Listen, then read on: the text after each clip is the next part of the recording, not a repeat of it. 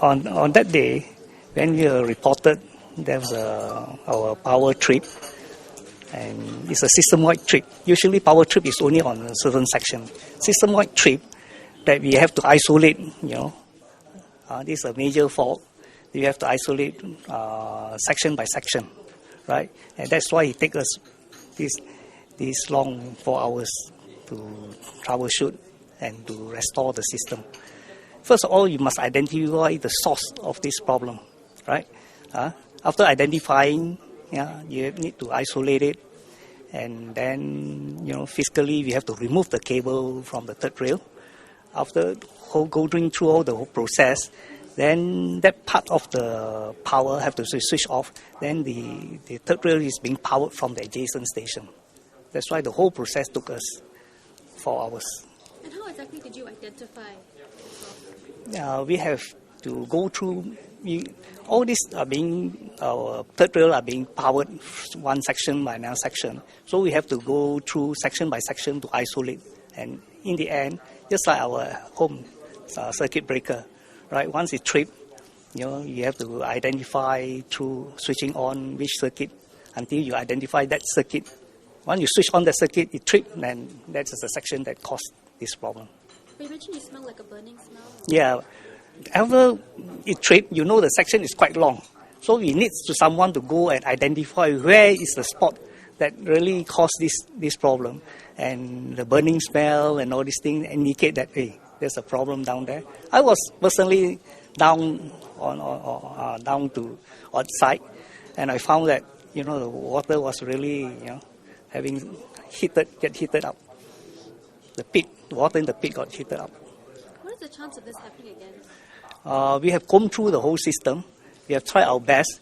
It's not easy, and most of our staff, have gone down and for the past few days, right, to go through doing mega tests, and those borderline cases, we identify it, and we are going to change out the cable together, working closely with LTA.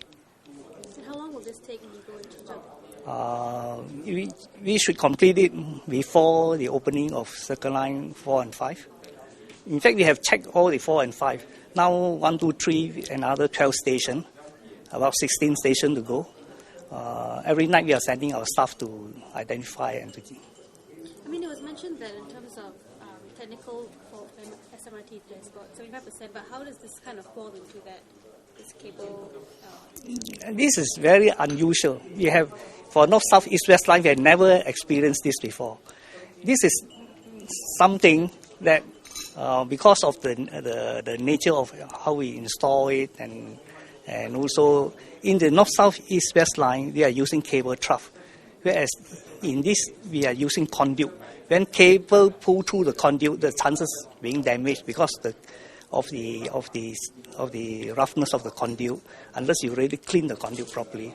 Once it's damaged, you really don't know, right? Until the insulation, when you start use, you will still be good until you start water seeps in, right? And the water will not immediately cause this problem until the water starts to turn dirty, conductivity changes, and shock the whole system to ground. You mentioned that it's because of the damaged cables, right? But is it possible that perhaps such an incident could have been prevented? Is it because of a lapse in maintenance? No. Usually this part of cable, right, is go through the wire duct, go through the conduit pipe. There's not much maintenance really, except doing mega tests. In fact, this cable was tested sometime in June. We have a reading of about 15 mega ohm, right? And this is past the criteria.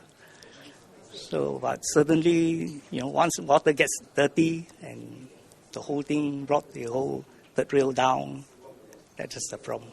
So you do conduct regular checks? Yeah, we do regular check. Or cable, we have 6 monthly mega check.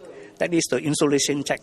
Yeah, and this cable was tested only in June, and it passed all our tests. You also mentioned about the train delays and how some commuters have complained about it. What are SMRT's reasons behind it? Again? The train delays, you mentioned there are a few reasons Yeah. Okay. For the past few weeks, we do experience train delay caused by, there are two things. We have additional trips added into the system. Secondly, we have new equipment like the half-height screen door. Then also the new train comes in. The new train and the half-height screen door, they are experiencing what you call the bathtub breakdown. We are in the in the infancy stage. But once it's stabilized, we identify the problem. I think it should be resolved. Yeah. So what measures have been put in place to ensure that similar disruptions do not happen again or delays? We have taken a lot of working closely with LTA to identify the fault. One of the fault is the signaling fault, right? We already identified it's due to the antenna. Right? We have changed out the antenna, and in fact, for the past 1 week, the system has improved quite tremendously. Yeah, at least about 30% improvement, 30 to 40% improvement. In terms of delays, usually we measure by 5 minutes delay. Yeah.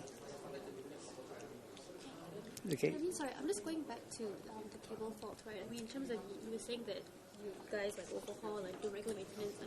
Is this a problem? Is this a cause of where cables needed more maintenance? And if they had more maintenance, that this wouldn't have happened? Usually, the cable you don't really need to maintain in the sense that you only check for insulation. Once the insulation low, you change out the cable.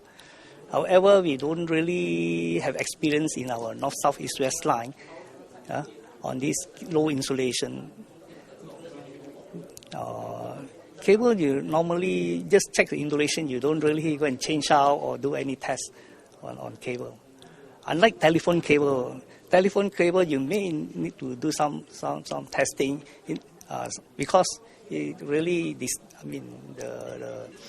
background noise and all these things. Once you have low insulation, can cause this background what you call that. In distortion, right? Distortion.